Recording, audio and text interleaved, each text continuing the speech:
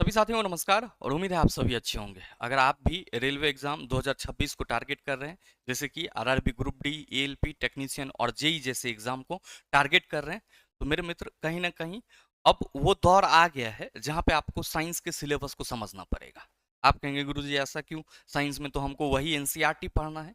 मेरे मित्र, मामला इस बार रेलवे ने पूरी तरीके से बदल दिया है और इसीलिए मैंने थंबनेल पे लिखा कि साइंस का पैटर्न बदला, अब ऐसे करना होगा तैयारी। जरा सा चीजों को गौर से समझने का प्रयास कीजिएगा, सारी चीज अपने आप क्लियर हो जाएगा कि आपको क्या करना है और क्या नहीं करना है। और मेरे मित्र, अभी भी जो इस बार छात्र आरआरबी ग्रुप डी का एग्जाम देकर के आए, टेक्नीशियन का एग्जाम देकर के आए, जेई का एग्जाम देकर के आए, इतना पढ़ने के बावजूद भी छात्रों की ये शिकायत रही कि गुरुजी साइंस के सवाल बने नहीं, साइंस की लैंग्वेज हमें समझ में नहीं आया। क्या है पूरा मामला, इस वीडियो के माध्यम से क्लियर हो जाएगा। मेरे मित्र, अगर हम बात करें रेलवे एग्जाम में साइंस की, तो आप सभी कहेंगे बहुत ही इंपॉर्टेंट रोल प्ले करता है, बगैर इसके सिलेक्शन की कल्पना नहीं की जा सकती है। हम थोड़ा सा आपको फ्लैशबैक में ले जाना चाहेंगे। मेरे मित्र, जैसा कि आप सबों को मालूम है कि आरआरबी ग्रुप डी 2022 का जो पेपर हुआ था, ध्यान से समझना मेरी बातों को, हम क्या समझाना चाह रहे हैं, सारी चीजें क्लियर हो जाएगा। आरआरबी ग्रुप डी का जो 2019 वाली वैकेंसी थी, उसका एग्जाम आपका 2022 में हुआ था और 2022 में एकदम से रेलवे ने क्या करा सर, जज्बात बदल दिए, जोश बदल दिए पूरे के पूरे। कैसे? तो रेलवे ने सारे सवाल कहां से उठा करके रख दिया आपके सामने सर, एनसीईआरटी एग्जाम्पलर।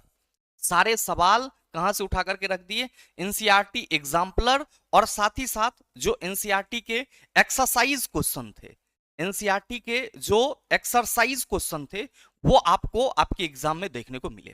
आपने पूरे साल 2019 से लेकर के 22 तक साइंस को कैसे पढ़ा वो आप समझ रहे हैं। जब आप एग्जाम में बैठे तो आपने क्या देखा कि सर, सवाल एग्जाम्पलर के, एनसीईआरटी एग्जाम्पलर और एक्सरसाइज के क्वेश्चन का कट कॉपी कर दिया गया है।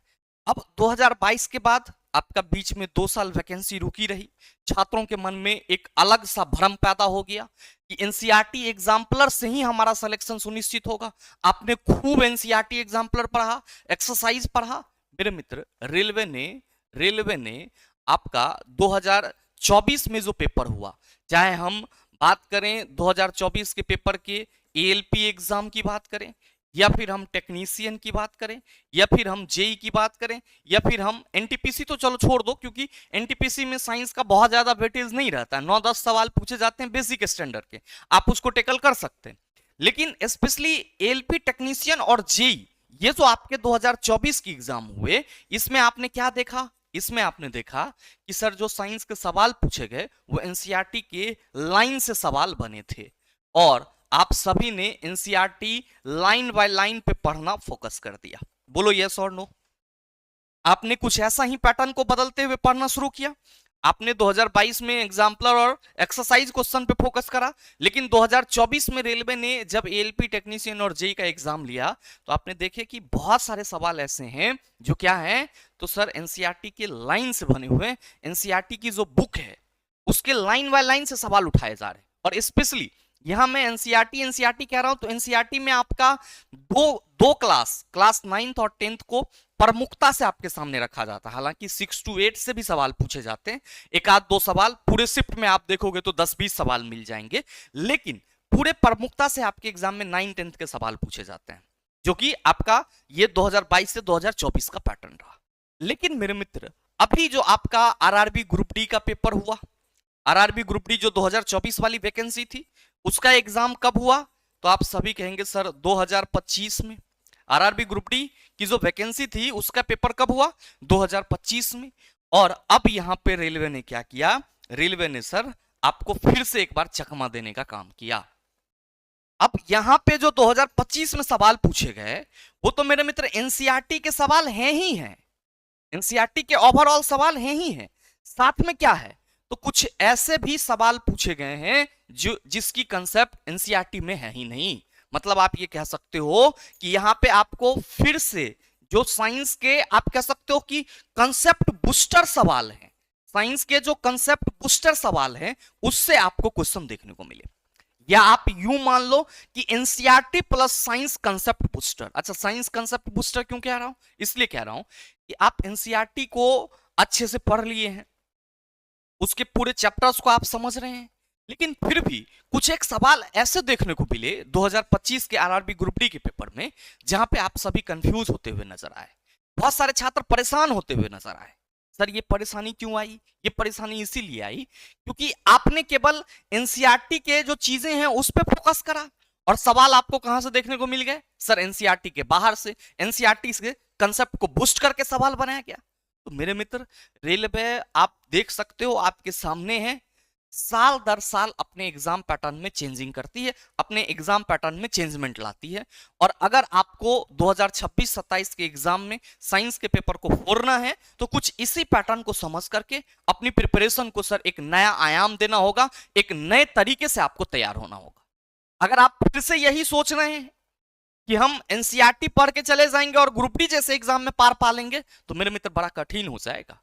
आप सभी ने इस बार का पेपर जो आपका ग्रुप डी के 101 शिफ्ट पे एग्जाम हुए हैं उसके पेपर को देखा होगा। आपके एनसीईआरटी में कहीं पे भी सर रैखिक वेग और कोणीय वेग में क्या संबंध होता है इसकी चर्चा नहीं की गई है। आपके एनसीईआरटी में कहीं पे भी आपको सर रैखिक वेग और कोणीय वेग क्या होता है इसके बारे में पूरी तरीके से नहीं समझाया गया। आपके एनसीईआरटी में कहीं पे भी ग्राफ पे उतना ज्यादा बल नहीं दिया गया है जितना कि सवाल पूछे गए हैं। तो हमारे कहने का मतलब ये है कि जो सिलेबस बदला है ऐसा नहीं है कि आपको 11-12 का दे दिया गया है, सिलेबस आपका वही है। आपको अगर एएलपी में बैठना है, टेक्नीशियन में बैठना है, ग्रुप डी में बैठना है, आपको अंडर 10 तक की चीजें ही करनी है। लेकिन मेरे मित्र अब आपको क्या करना होगा, अगर आप 2026-27 में अपने आप को देख रहे हैं और एक नए सिरे से चीजों को करना चाह रहे हैं 2026-27 में, तो आप मेरी मानिए आप क्या करेंगे। तो सर पहला चीज जो आप सबों को सोचना चाहिए वो ये कि एनसीईआरटी तो आपको पढ़नी ही पढ़नी है। अब ध्यान दो कि ये आपका क्रम से आ रहा है, एग्जाम्पलर से कभी सवाल पूछा, कभी लाइन बाय लाइन से, अब NCERT plus science concept booster से भी सवाल देखने को मिल रहे, मतलब साइंस के कंसेप्चुअल सवाल भी, इसको कंसेप्ट बूस्टर हटा दो, यहां पे आप कंसेप्चुअल लिख दो, ये ज्यादा बेहतर रहेगा। ठीक है, साइंस कंसेप्चुअल क्वेश्चंस भी आपको देखने को मिल रहे हैं, तो ये आपका एक नया बदलाव है यहां पे। तो सवाल ये है कि 2026-27 के लिए आपका प्रिपरेशन क्या होना चाहिए, 2026-27 के लिए आपका प्रिपरेशन क्या होना चाहिए।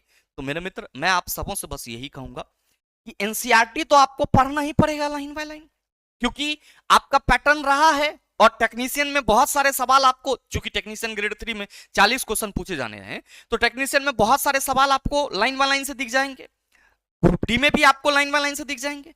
तो एनसीईआरटी तो आपको लाइन बाय लाइन डिस्कस करना ही चाहिए। जो आपका एनसीईआरटी में क्लास 9th और 10th का पोर्शन है, मैं फिर से कह रहा हूं, केवल चला आपको 9th और 10th की जो बुक है उस पर बेहतर कमांड करना है। एनसीईआरटी साइंस में आपको 9th एंड 10th की जो बुक है उस पर बेहतर कमांड करना है। साथ ही मेरे मित्र आपको यह करना होगा कि जो साइंस फाउंडेशन आप पहले पढ़ते थे उस साइंस फाउंडेशन को आप फिर से उकेरना होगा। मैं फिर से यहां पे आपको आगाह करना चाहूंगा कि जब आप एनसीईआरटी पढ़ेंगे तो 9th और 10th की ही बुक पढ़िए, इससे ज्यादा आपको करने की जरूरत नहीं है। 6 to 8 के बेसिक सवाल होते हैं, अगर आप 9th-10th को ढंग से पढ़ते हैं तो वो आपसे टैकल हो जाएगा। ऐसा नहीं है कि बहुत ज्यादा लेंथी होता है, नहीं होगा, हो जाएगा। लेकिन मेरे मित्र साइंस फाउंडेशन जब आप करेंगे, मतलब क्या हुआ कि साइंस के जो कंसेप्चुअल पोर्शन है, जैसे कि आप, मैंने एग्जांपल दिया रैखिक वेग और कोणीय वेग की, इस तरह के बहुत सारे एग्जाम में सवाल पूछे गए। साउंड चैप्टर में आएंगे आप, कंसर्ट हॉल से सवाल पूछे गए। साउंड चैप्टर में आएंगे आपका जो साउंड का रिफ्लेक्शन होता है उससे सवाल पूछे गए। तो इस तरह के जो सवाल हैं ये आपको साइंस फाउंडेशन में जो भी जहां भी आप पढ़ते होंगे वहां आपको देखने को मिल जाता होगा। तो मेरे मित्र अब समय ये है कि आपको एनसीईआरटी साइंस 9th और 10th लाइन बाय लाइन करनी ही करनी है। और जब भी पढ़िए तो ये कोशिश कीजिए कि एग्जाम्पलर और एक्सरसाइज क्वेश्चंस भी आप करें, लाइन बाय लाइन आप कर ही रहे हैं तो आप 2022 से 24 तक के पैटर्न को तो फॉलो कर ही लिए। अब रही बात कि सर 2025 के लिए, हम 2025 का पैटर्न था NCERT plus science conceptual question, इसको आपने NCERT science plus science foundation के रूप में देखेंगे। अब रही बात कि सर हमारा प्रैक्टिस कैसे होगा, तो मेरे मित्र प्रैक्टिस जो भी छात्र करना चाह रहे हैं, अभी आपके लिए सबसे जो बेस्ट चीज है वो क्या है सर, आप पीवाईक्यू का प्रैक्टिस कीजिए। पीवाईक्यू का प्रैक्टिस कीजिए और याद रखिए आपके पास आरआरबी ग्रुप डी के क्वेश्चंस हैं, नए वाले क्वेश्चंस हैं। टेक्नीशियन के क्वेश्चंस हैं, एएलपी के क्वेश्चंस हैं, जेई के क्वेश्चंस हैं।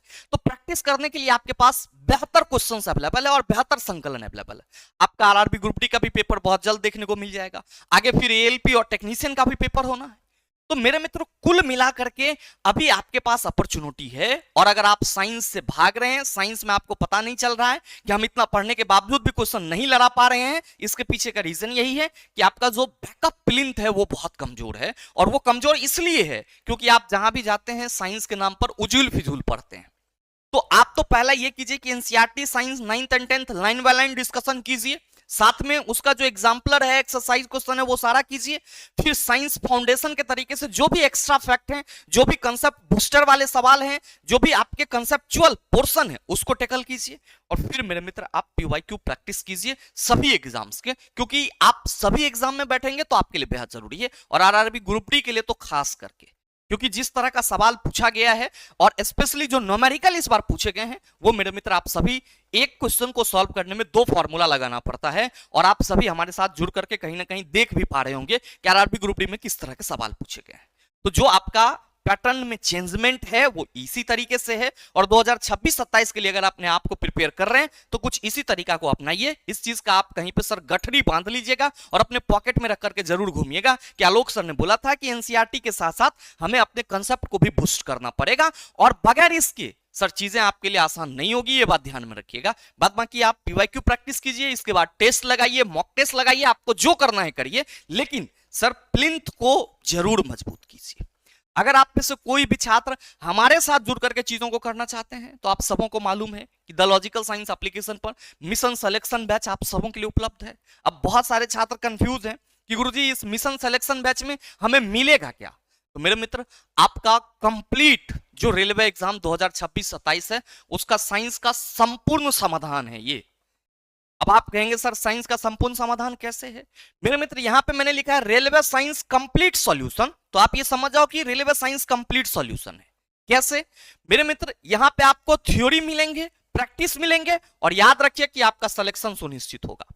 अब यहां जो आपको थ्योरी मिलेंगे, जरा सा गौर फरमाइएगा, ये थ्योरी आपको 9th+10th एनसीईआरटी की जो बुक है, 9th+10th एनसीईआरटी साइंस की जो बुक है, उसके लाइन बाय लाइन डिस्कशन तो मिलेंगे ही, एक्सरसाइज क्वेश्चन, एग्जाम्पलर क्वेश्चन मिलेंगे ही, साथ में जो मैंने यहां पे कहा आपको कि ये साइंस फाउंडेशन भी आपको करनी है, तो मेरे मित्र ये साइंस फाउंडेशन के भी आपको लेक्चर मिलेंगे। यहां पे साइंस फाउंडेशन के भी लेक्चर मिलेंगे, ये बात ध्यान में रखिएगा। और साइंस फाउंडेशन के बाद जो यहां मैंने आपको बोला कि पीवाईक्यू प्रैक्टिस भी आपको करनी पड़ेगी, तो आप सबों की जानकारी के लिए मैं बताना चाहूंगा कि प्रैक्टिस के रूप में हम आपको यहां पे क्या कर रहे हैं सर, रेलवे के जो नए सवाल हैं 3350 क्वेश्चन, 2525 आपके ग्रुप डी के क्वेश्चंस, फिर एएलपी के क्वेश्चंस, टेक्नीशियन के क्वेश्चंस, जेई के क्वेश्चंस, वो सारे क्वेश्चंस ये मिलेंगे। और इसलिए मैंने लिखा कि ये जो बैच है मिशन सिलेक्शन, ये आपके रेलवे साइंस का कंप्लीट सॉल्यूशन है। न सिर्फ हम आपको यहाँ पे 2 लेवल में थ्योरी प्रोवाइड करा रहे हैं, बल्कि मेरे मित्र हम आपको 2 लेवल में न्यूमेरिकल भी प्रोवाइड करा रहे हैं, और अल्ट्रा आप कह सकते हो कि कंसेप्ट बूस्टर जो आपका RRB group D, ALP, technician और जेई के टोटल सवाल हैं 2525 आरआरबी ग्रुप डी सहित 3350 क्वेश्चन भी आपको इसमें प्रैक्टिस के रूप में चैप्टर वाइज मिल जाएगा। अगर आपने इतना कर लिया तो यकीन मानिए कि जो आपका रेलवे साइंस का संपूर्ण समाधान है वो यहां से हो जाएगा। अब आप में से कई सारे छात्र कहते हैं कि गुरुजी बैच का फी बहुत ज्यादा महंगा है। अगर आप सभी इस बैच में जुड़ना चाहते हैं तो ध्यान रखिएगा कि आप सर अगले 2 दिन के लिए, आज है आपका 17 अप्रैल, 19 अप्रैल तक आप सभी अगर इस बैच से जुड़ना चाहते हैं तो आरआरबी 100 कोड इस्तेमाल कर सकते हैं। केवल और केवल सर केवल 19 अप्रैल तक, ये ध्यान में रखिएगा, क्योंकि कुछ छात्र ऐसे होंगे जो 19 अप्रैल के बाद देखेंगे और कहेंगे कि गुरुजी हमें नहीं कोड लग रहा है।